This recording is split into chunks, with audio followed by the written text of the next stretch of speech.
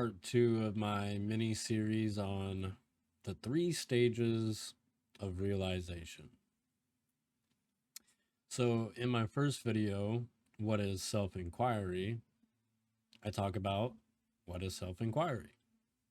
So, if you haven't watched that video, I would highly suggest you watch it so that way you have a better understanding of what it is I'm moving into in this video.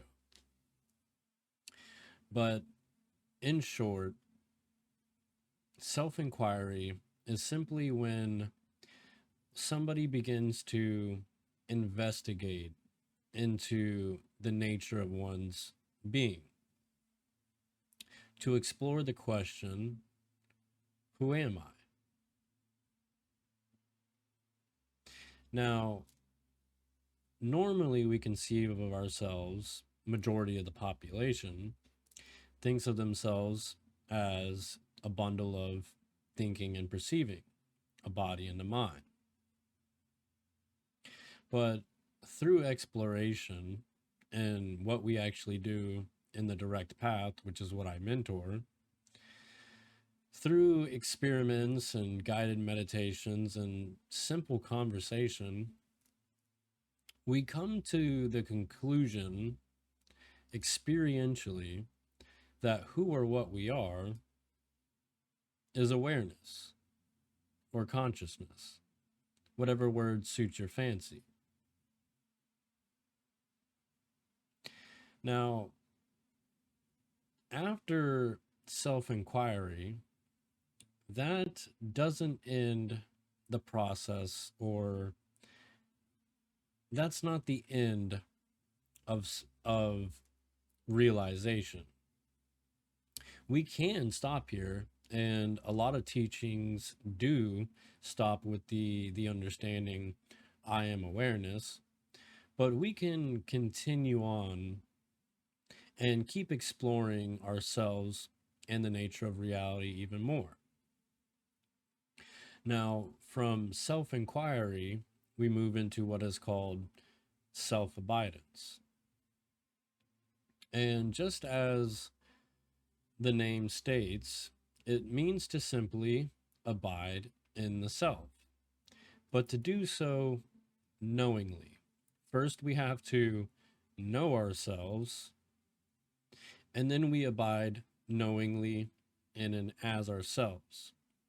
So second the second stage of realization, I like to think of it as a integration period where we've now made this discovery of our true identity, but our old identity and the old ways of thinking, acting, and relating still have a grasp on us because we've been conditioned with these ways of being for decades. So it the mind will just naturally return to these old patterns and behaviors. But all we have to do is keep returning to the experience of ourselves, to be knowingly the presence of awareness. And as long as we keep making this return, this effort, then over time there begins to be a realignment with our ways of thinking, acting, and relating. They begin to shift, and so does our identity. We go from feeling and believing that we are the character in the movie to feeling and believing that we are the screen.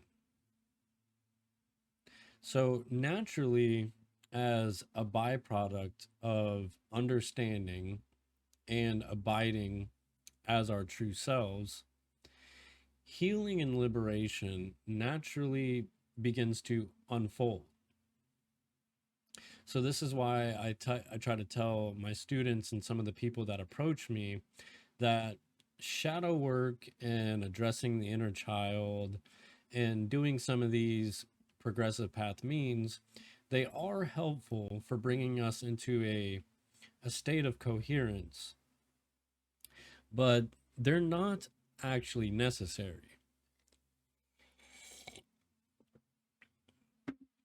You see, we don't have to do any of those things to recognize or abide as ourselves. We can go directly there and stay there, which is what we do once again in the direct path. And from self abidance, we move into the last stage, self realization. But that will be for next video. I hope you guys enjoyed this video.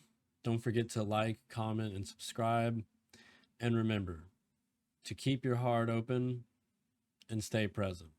Oh, also, if you're interested in working with me or learning a bit more about what it is I actually do, as always, reach out to me on Instagram, or you can find my appointment setting link down in the description below.